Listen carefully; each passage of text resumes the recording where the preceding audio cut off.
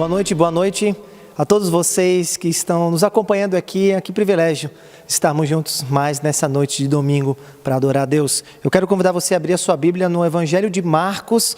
Estamos no capítulo 10, nós vamos ler do verso 13 ao verso 16. Nós estamos numa série de pregações chamada O Servo Real e nós estamos então aprendendo sobre o Evangelho de Jesus, que são as boas notícias de quem é Jesus e o que Ele fez por nós e como devemos viver à luz disso. Nós estamos no capítulo 10, do verso 13 ao 16. E o título desse sermão é Agentes do Reino. Olha como Marcos descreveu uma situação de Jesus com seus discípulos. Então, trouxeram algumas crianças a Jesus para que as abençoasse, mas os discípulos os repreendiam. Jesus, porém, vendo isto, indignou-se e disse-lhes: deixem que os pequeninos venham a mim, não os impeçam, porque é dos tais o reino de Deus. Em verdade lhes digo, quem não receber o reino de Deus como uma criança, de maneira nenhuma entrará nele. Então, tomando as crianças nos braços e impondo-lhes as mãos, as abençoava. Todos nós já tivemos uma experiência de ter uma determinada imagem sobre um estabelecimento, não por causa do dono daquele estabelecimento, mas por causa das pessoas que agiam naquele lugar, que representavam aquela instituição. E o que está acontecendo aqui, a ideia central desse texto é que Jesus vai dar uma lição para os seus discípulos, que tipo de representante do reino de Deus os discípulos deveriam ser. Nós estamos numa sessão no livro de Marcos em que Marcos está nos mostrando qual é o estilo de vida que os discípulos de Jesus devem adotar para que eles possam então viver neste mundo à luz daquilo que tudo que Cristo fez e dos seus ensinos, como eles deveriam viver. Nós vimos que os discípulos de Jesus devem viver com poder espiritual para lidar com as diversidades. Nós vimos que os discípulos de Jesus não deveriam ser soberbos, buscar destaque, mas deveriam ser encontrados como servos, servindo as pessoas ao redor. Nós vimos que os discípulos de Jesus não deveriam criar partidos e departamentalizar a igreja, mas deveriam viver em unidade, em irmandade. Nós vimos que os discípulos de Jesus não deveriam ser causa de tropeço, escandalizando e manchando o nome de Jesus, mas deveriam viver uma vida consagrada. Semana passada nós vimos que os discípulos de Jesus não deveriam operar a família, o casamento de maneira destrutiva, como os fariseus faziam, mas deveriam ter uma alta imagem do casamento. E aqui, nesse texto de hoje, Jesus vai ensinar para os seus discípulos de que eles deveriam reunir algumas qualidades, como humildade, dependência, como serem comprometidos com o reino de Deus, se eles quisessem então ser agentes do reino, representantes do reino devidos para este mundo. A ideia que está por detrás desse texto é a ideia da criança. Em todas as partes do texto vai aparecer, Jesus vai usar essa ilustração da criança. Aqui mais para frente nós vamos ver muito bem o que Jesus está querendo dizer. Mas nós podemos dividir esse texto em 3 partes. Pensando no que Jesus está ensinando aqui, eu quero fazer aplicações finais. Primeiro, Jesus então vai dar uma ordem aos seus discípulos. Isso está no verso 14. Segundo, Jesus vai então dar um alerta para os seus discípulos, está no verso 15.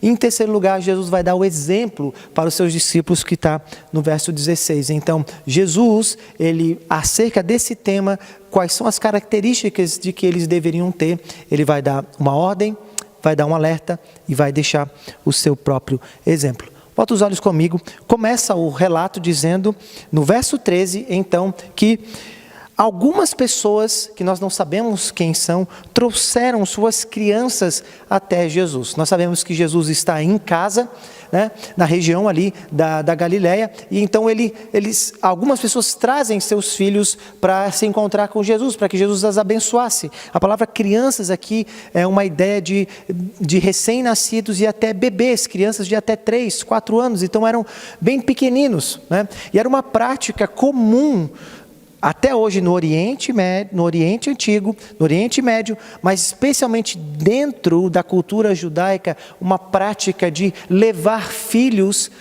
seus próprios filhos para grandes rabinos, a fim de que eles abençoassem, a fim de que eles recebessem o favor de Deus para eles conseguirem lidar com os grandes desafios, perigos e problemas, né, do mundo em que os cercavam, a fim de que eles se destacassem, fossem crianças bem-sucedidas no mundo judaico.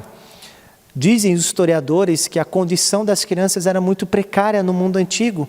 Estatísticas dizem que muitas das crianças não conseguiam sobreviver além dos 12 anos de idade, por conta da pobreza extrema, da violência extrema, né? E da mentalidade, inclusive, daquelas pessoas antigas de desprezar as crianças.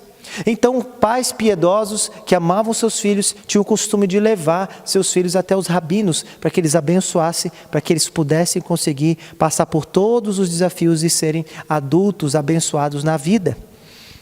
Então essas pessoas trazem as crianças até Jesus, mas então os discípulos veem nesse ato como um importuno. Eles veem que essas pessoas estão perturbando Jesus, que elas não querem nada com nada e que na verdade também elas não têm nada a contribuir com o reino de Deus. E por isso que Jesus então vai dar uma ordem para os seus discípulos acerca dessas crianças. Os discípulos viam as crianças como pessoas, como algo a ser, algo que não contribuía com nada. Algo que não traria nenhum benefício para a causa de Jesus, e se Jesus atendesse, ela só perderia tempo. E por isso que eles então impedem as crianças de chegar até Jesus. Mas diz então o verso 14 que Jesus fica indignado. A palavra indignado aqui é literalmente ofendido. Jesus fica muito ofendido quando vê os discípulos impedindo, repreendendo, expulsando e desprezando as crianças. E então, no final do verso 14, ele dá uma ordem, ele diz: deixem que os pequeninos venham a mim e não os impeçam, porque dos tais é o reino de Deus. Os teólogos dizem que na mentalidade dos discípulos, eles ainda tinham uma mentalidade de que o reino de Deus seria imperado no mundo por meio da força, e que o objetivo de Jesus era chegar até Jerusalém, então começar um motim, uma revolução armada, destronar o governador daquela região, o governador romano daquela região, e resgatar o poder político, a fim de que Israel se libertasse politicamente e a nação de Israel reunisse um exército e dominasse o mundo conforme a perspectiva dos judeus dos tempos de Jesus. E como as crianças não tinham força, poder militar nem influência política, para os discípulos as crianças não serviam para nada. E por isso que atender as crianças nesse momento seria perca de tempo, um importuno, algo que não valeria a pena. Mas Jesus então faz uma declaração muito forte. Ele diz: deixam que eles venham até mim, porque é dos tais o reino de Deus. Nessa perspectiva, há muitas pessoas que interpretam esse texto errado, dizendo que o que Jesus está dizendo é que as crianças, elas vão ser salvas e vão entrar no reino de Deus de qualquer maneira. O ponto é teologicamente muito complicado. Há teses de doutorados em grandes universidades teológicas do mundo sobre esse versículo, mas quando a gente olha de maneira muito clara, Jesus não está querendo aqui defender a salvação infantil. Jesus está usando a ideia da criança como um modelo para o tipo de gente que o reino de Deus veio. Esse é o contraponto. Enquanto os discípulos tinham uma mentalidade utilitária. O que é uma mentalidade utilitária? Nós só vamos nos relacionar e vamos favorecer pessoas que têm algo útil para oferecer à nossa causa, aos nossos interesses. Se eles podem contribuir aos nossos interesses, então nós vamos dar atenção a eles. Mas Jesus então mostra para eles que o reino de Deus não opera conforme essa mentalidade que no fundo é mundana, que tende a reduzir as pessoas a uma ideia de mercado, de consumo, como se as pessoas fossem valoradas, fossem categorizadas no tipo de coisas que elas têm a oferecer. Essa não é a mentalidade do reino de Deus. Jesus diz que o reino de Deus é para os tais, para pessoas tipo as crianças que são desprezadas, são desfavorecidas e que precisam do favor de Deus. Jesus está mais uma vez ensinando os seus discípulos que o reino de Deus opera não com base no mérito, não com base naquilo que as pessoas têm a oferecer para Deus, mas o reino de Deus opera conforme a graça, conforme um favor imerecido. Não é as pessoas que precisam então provar que tem algo de útil a oferecer o reino de Deus, é o reino de Deus que vem para agraciar e favorecer pessoas que não merecem nada. As crianças, nesse sentido, é um modelo para o tipo de gente que o reino de Deus veio. Lembra vocês que quando Jesus estava comendo com prostitutas, comendo com publicanos, comendo com vários tipos de pessoas que eram categorizadas pelos judeus como pecadoras, como pessoas malditas. Jesus estava comendo com esse tipo de gente. Então os fariseus e os religiosos da época de Jesus se escandalizam, não é? E questionam os discípulos perguntando por que Jesus anda e come com esse tipo de gente. Jesus então diz: são os sãos por acaso que precisam de médicos? Não, são os doentes. Da mesma maneira, eu não vim para os justos, para aqueles que se acham justos. Eu vim para chamar pecadores ao arrependimento. Eu vim para curar os doentes. Eu vim para aqueles que não têm favor, que não têm possibilidades, para agraciá-los, para que o reino de Deus venha e restaure a vida deles. Essa é a ordem de Jesus. Se os discípulos querem ser agentes do reino de Deus, eles não deveriam categorizar as pessoas e ver as pessoas de maneira utilitária. E não apenas querer favorecer pessoas que têm algo a oferecer. E não apenas dar atenção para pessoas que têm algo a contribuir. O reino de Deus não opera dessa mentalidade. O reino de Deus veio para pessoas desfavorecidas. E agentes do reino de Deus, a semelhança de Jesus, devem olhar para essas pessoas e entender que o reino veio para elas. Por isso, não impeçam que os pequeninos venham até mim. Não impeçam que pessoas quebradas venham até mim. Não impeçam que pessoas que precisam ser agraciadas venham até mim. Eu vim por causa delas. O reino de Deus é desse tipo de gente. Mas ele vai para a segunda. Depois de dizer isso, no verso 15, ele faz então um alerta solene. Ele começa: em verdade lhes digo. E essa é uma cláusula, uma declaração de Jesus introdutória, né? Um prólogo nesse sentido, que é um alerta solene. Toda vez que Jesus fala isso, em verdade vos digo, é um alerta solene. Jesus está falando sério. A palavra no grego é amém, amém. E o termo amém é o termo do juramento do tribunal. É algo que você está falando com muita seriedade. Isso deveria despertar os discípulos e também os os leitores de Marcos, de que Jesus agora vai falar algo que é muito sério, que eles deveriam guardar no coração e considerar esse alerta que Jesus está dando, esse aviso que Jesus está dando. E Jesus, ele fala o alerta, ele diz: quem não receber o reino de Deus como uma criança, de maneira nenhuma entrará nele. Mais uma vez, o tema da criança, Jesus pega esse gancho, a imagem das crianças, para dar uma nova lição para os discípulos. Ele está dizendo, a ideia da criança é: o reino de Deus só pode recebido à semelhança das crianças que também recebem favor da parte dos seus pais e das pessoas ao seu redor. Muitas pessoas interpretaram esse texto achando que o que Jesus está falando é sobre a pureza. De que se as pessoas querem entrar no reino de Deus, elas devem ter uma pureza, um coração puro, inocente, assim como as crianças têm, para que elas possam entrar no reino de Deus, porque o reino de Deus é um lugar de santidade, de pureza. Apesar do fato de que o reino de Deus traz santidade e purificação, essa ideia é uma ideia muito moderna e ocidental de olhar para o texto bíblico. Né? As crianças no mundo antigo não eram vistas como crianças inocentes ou puras.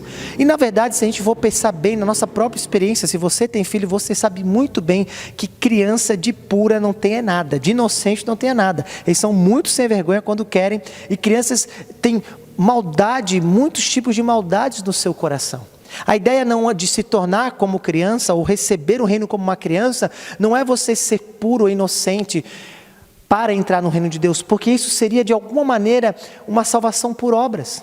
Esse tipo de interpretação dessa parte leva ao entendimento de que eu preciso purificar a minha vida, de que eu preciso adotar os padrões de Deus para provar para Deus que eu sou puro o suficiente para entrar no reino de Deus. E isso é uma distorção do evangelho da graça.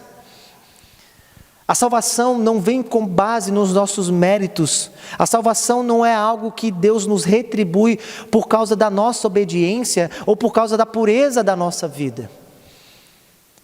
Esse não é o ponto de Jesus. O que Jesus está falando aqui é um âmbito não apenas de desprezo como as crianças eram, mas é um âmbito de dependência. Essa é a ideia. O alerta de Jesus para os seus discípulos é: só vão entrar no reino de Deus aqueles que têm uma humildade e uma dependência completa de Deus, assim como as crianças são completamente dependentes dos seus pais. Esse é o ponto.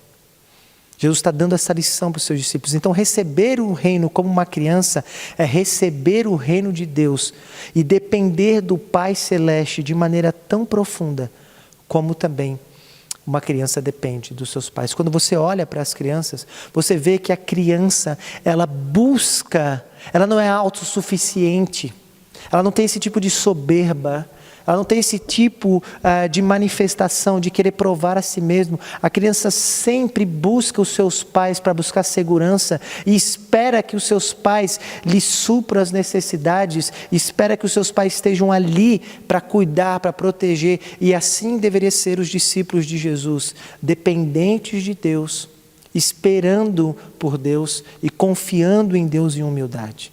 Esse é o alerta de Jesus para os seus próprios discípulos. E o que Jesus, no fundo, está mostrando é que a razão do porquê eles estavam desprezando as crianças é porque eles mesmos não se enxergavam como pessoas desfavorecidas e dependentes de Deus. E toda vez que um discípulo de Jesus se afasta dessa percepção que ele é como uma criança diante dos braços do seu pai, ele passa então a se achar superior às outras pessoas e passa a desprezar pessoas que ele acha que não tem nada a oferecer e contribuir. Esse é o alerta de Jesus.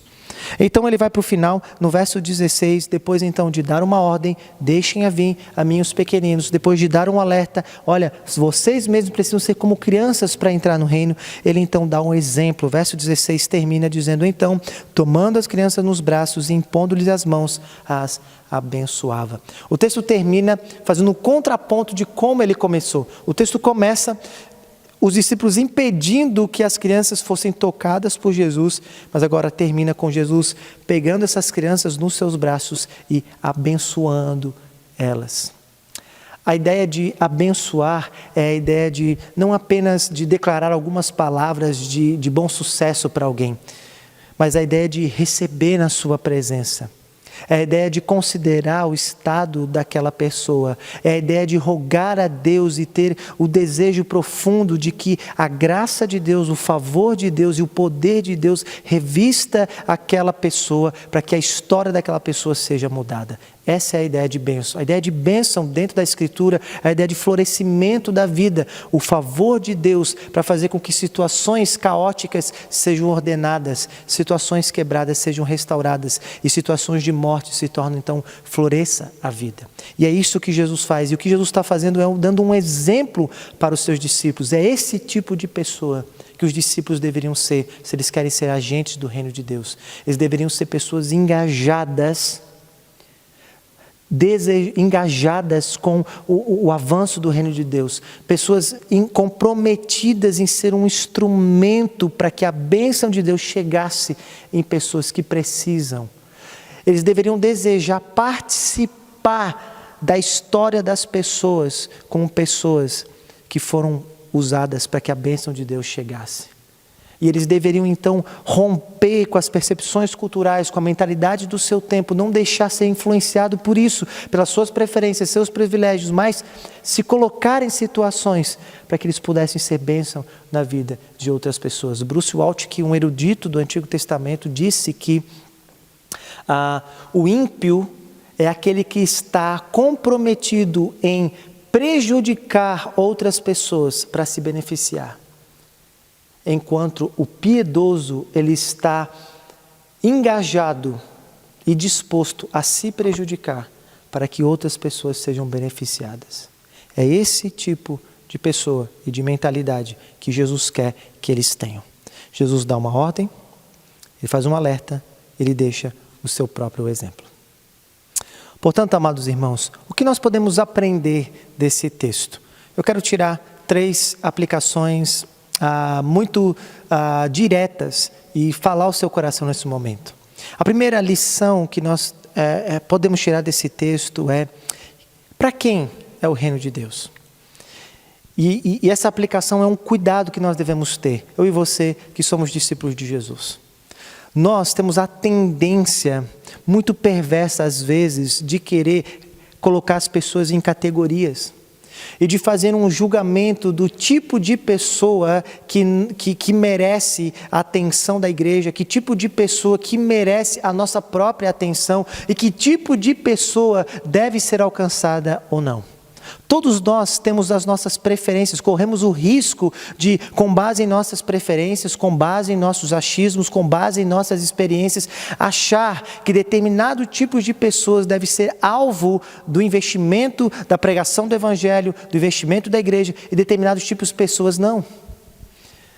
Isso é muito perigoso. Porque o texto está dizendo que os discípulos de Jesus não podem fazer esse tipo de separação, esse tipo de categoria. Isso é perverso diante de Jesus. Como Jesus ficou indignado e ofendido quando os discípulos impediram que crianças que precisavam da atenção de Jesus fossem impedidas de chegar até Ele.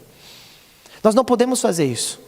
Geralmente, por um lado, às vezes nós temos aquela mentalidade de algumas pessoas que nós achamos que não precisam de Jesus, que elas não precisam, que nós não precisamos pregar o evangelho para elas, que no fundo a gente não deve ter a dar atenção para elas. Talvez sejam pessoas que sejam diferentes de nós, pessoas que nós não nos identificamos, né? E nós corremos o risco de desprezar essas pessoas, assim como os discípulos desprezaram as crianças. Mas por outro lado, não apenas nós corremos o risco de achar que determinadas pessoas não precisam, tem algumas que nós não queremos, e isso é muito mais perverso, que a graça de Deus alcance elas. Nós corremos esse risco. E os dois extremos são igualmente errados. Às vezes nós podemos olhar para determinado tipo de pessoas, pessoas que nós temos alguma resistência, pessoas que o estilo de vida delas nos ofendem, pessoas que inclusive nos ofenderam, pessoas que nós não gostamos, e então nós passamos a desejar, às vezes de maneira muito perversa, que elas se deem mal, que elas sejam banidas, esquecidas, né? Que a igreja não tenha atenção por elas, que o pastor não dê atenção para elas. Nós corremos esse risco e isso é algo perverso. Isso não tem a ver com a mentalidade do reino de Deus. Isso não tem a ver com Jesus e a sua obra. Só existe um critério que nós deveremos considerar para ser o alvo da nossa atenção e do nosso investimento e nosso engajamento. Pessoas que necessitam de Deus. Esse é o único critério. E a partir de hoje, é isso que o texto está nos ensinando, nós deveríamos olhar para as pessoas ao nosso redor e não considerar o tipo de pessoas, o tipo de coisas que elas têm a oferecer ou não, o tipo de padrão que elas já alcançaram ou não. Nós deveríamos olhar, essa pessoa precisa de Deus ou não. Independente do estado que ela está, independente do que ela tem a oferecer ou não, se ela precisa de Deus, então nós devemos ser agentes do reino e permitir que ela se encontre e desejar que ela se encontre com Jesus, para que elas tenham a vida delas restauradas e transformadas. Eu queria que você sondasse o seu coração e que você talvez diagnosticasse que existem alguns grupos de pessoas que você tende a desprezar.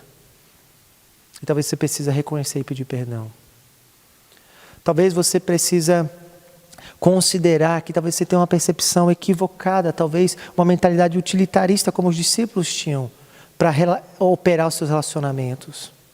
E você não operar os seus relacionamentos com base no consumo, com base na utilidade das pessoas, mas com base no reino de Deus, com base na graça. Essa é a primeira aplicação que nós temos aqui desse texto. A segunda aplicação se volta para nós mesmos. Assim como Jesus confrontou os seus discípulos, não é? Assim como ele confrontou os seus discípulos, ele também nos confronta nessa noite. Será que, de alguma maneira, nós corremos o risco de abandonar a mensagem da graça de Deus, mesmo sendo cristãos? e começar a achar que o reino de Deus é para abençoar pessoas que são moralmente qualificadas. Nós podemos acabar tendo esse senso de superioridade, de suficiência. Mas o texto está nos lembrando que se nós não sentimos necessidades de Deus, nós já nos desviamos do Evangelho da Graça. Porque o que Jesus nos ensina, nessa segunda aplicação, é que nós devemos ser como crianças e receber o reino como crianças. Geralmente nós dizemos, eu não tenho, eu sou aquele tipo de pessoa que eu não tenho necessidade de Deus, eu só tenho a agradecer a Deus, eu não peço nada. Se essa é a sua mentalidade, tome muito cuidado. Porque a questão não é você não pedir nada para Deus, achando que isso é uma evidência de piedade, mas é o tipo de necessidade que você tem tido diante de Deus. Assim como a falta de apetite é uma evidência clara de doença, a falta de necessidade de Deus é uma evidência clara de doença espiritual, de desfalecimento espiritual. Eram os fariseus que batiam no peito e diziam para Deus que eles eram perfeitos, que eles não precisavam de nada, que eles tinham tudo, né? Que eles eram melhores que os outros. Mas era o publicano, lembra da parábola? Que dizia, eu preciso de ti, eu preciso do teu perdão. Eu preciso da tua ação na minha vida, eu preciso da sua intervenção na minha vida, Senhor. É isso que ele pedia. E diz a parábola de Jesus lá em Lucas, que foi o publicano que recebeu a atenção de Deus e foi justificado. Então nós precisamos ser como crianças. Se você se sente autossuficiente e se você não tem necessidade de Deus, tem alguma coisa errada na sua vida, meu irmão. Tem alguma coisa de muito errado na sua vida. Não perca isso de vista. Tome cuidado para que a soberba, o orgulho, afaste você de Deus, porque você acha que Deus não tem nada a te oferecer, de que você não tem nada que Deus possa fazer por você, porque você já tem feito tudo sozinho. Tome muito cuidado, isso é um alerta. Em terceiro lugar, a terceira aplicação é, amado irmão, é esse tipo de gente como Jesus. Jesus é um modelo para nós. Deseje do fundo do seu coração você ter esse testemunho para as pessoas ao seu redor. Deseje ser conhecido como alguém que é bênção na vida das pessoas. Não seja o tropeço, não seja um estorvo na vida das pessoas. Deseje ser alguém que é um canal, que é um representante, que é um agente de Deus na vida das pessoas.